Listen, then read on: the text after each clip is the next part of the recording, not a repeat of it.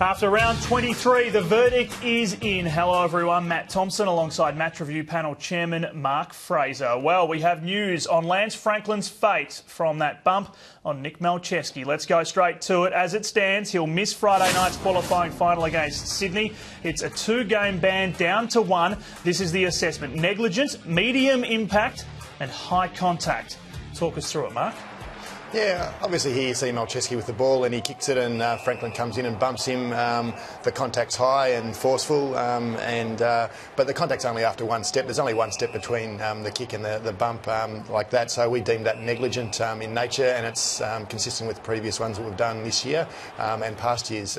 We've also gone with medium impact due to the contact that you can see there and the medical that we received from Sydney. All right, let's zero in on a couple of those key points because everyone likes to try and play Match Review Panel Chairman over the course of the weekend, debating the merits of the different categories. Why negligent and not reckless? Oh, because of that one step, and as I said, we've done that previously throughout the year. There's been a couple of incidents where there's been a kick after disposal and somebody's been bumped and we've cited them. So Podsiadly a few weeks ago, and then earlier in this year we had Billy Longer for a similar sort of contact and cited him for rough conduct after the disposal. It's very close to when he kicks the ball, so we deem that more negligent. If it had been from a lot longer way out, had he jumped in the air, then we would have gone more with reckless. And medium impact, does that come down to the medical report? Partly. So you can see from there and the reaction of Malceski that he's down on the ground, holds his jaw, stays down for a reasonable amount of time. So that obviously elevates it a little bit in our eyes, and then the medical confirms that. All right, you talk about comparisons. One of them that people have been comparing it to is Hamish Hartlett from a couple of weeks ago. So for the record, let's just take a quick look at this one. How's it different? Well, with that, they're negligent in nature, so that's the case with this one as well. The impact's greater, obviously. So with this, the unfortunate thing was that the guy was knocked out, so and he didn't continue to take any further part in the game. So there was that elevation in impact. So from what you could see there, as well as from the medical that we received, we deemed it was higher impact. All right, now it wasn't the only case you took a look at involving Lance Franklin. Contact as well from him with Heath Grundy, but this one's been deemed accidental. Yeah, with this one, Grundy's actually holding Franklin by the arm. As Franklin goes to get away, the arm comes up and he obviously makes contact to Grundy's face. So there is high contact there, but we didn't think that was a reportable offence. So there has to be the conduct there. So if he had thrown the arm back, but he's just trying to get free and makes the high contact, so it's accidental, and we don't think that's a reportable offence. All right, well, Lance Franklin is indeed the big story in terms of finals, but in terms of next season, well, Essendon's Jake Melksham is facing a delayed start. He's been offered a 2-match ban for striking Daniel Jackson. This one's been assessed intentional, low impact and high contact.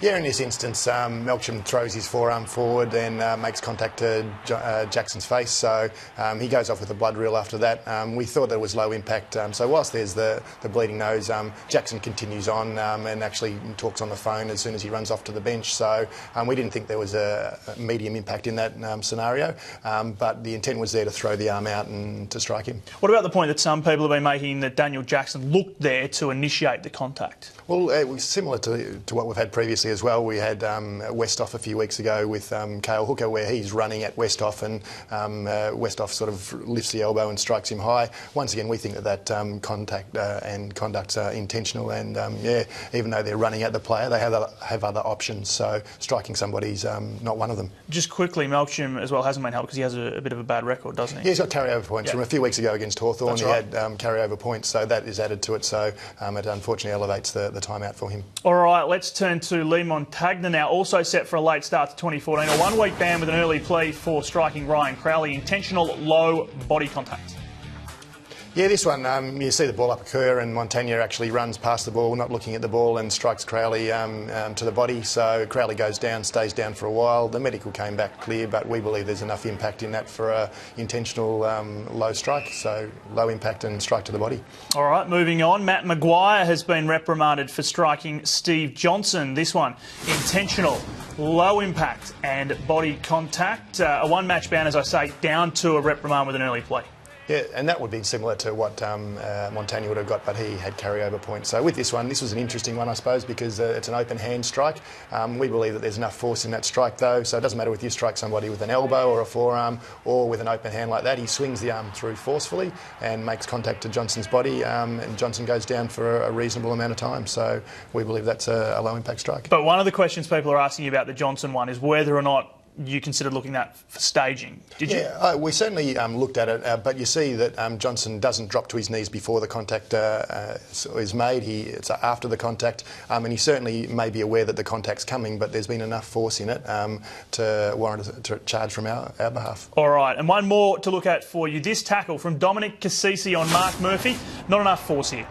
Yeah, this one is very close. So Cassisi grabs him, pins both of his arms and slings him round. He then lands sort of more on his back, on his shoulders, and then the head hits the ground. From the medical and from the angles that we saw there, we didn't think that there was enough force in that, but it's very close. So if he had have stayed on the ground for an extended period of time, if the medical had to come back with something, then he would have been potentially charged, because it is a reportable action. All right, thank you very much, Mark. Much appreciated. Thanks, mate. Mark Fraser with us, the chairman of the MRP. Now, players charged have until 11 Eastern Tuesday morning to decide if they would like to challenge the tribunal. There's also a full text report for you. There's a Malay looked at as well on all of the incidents looked at by the MRP online for you. For now, that is it for The Verdict. Thanks for watching.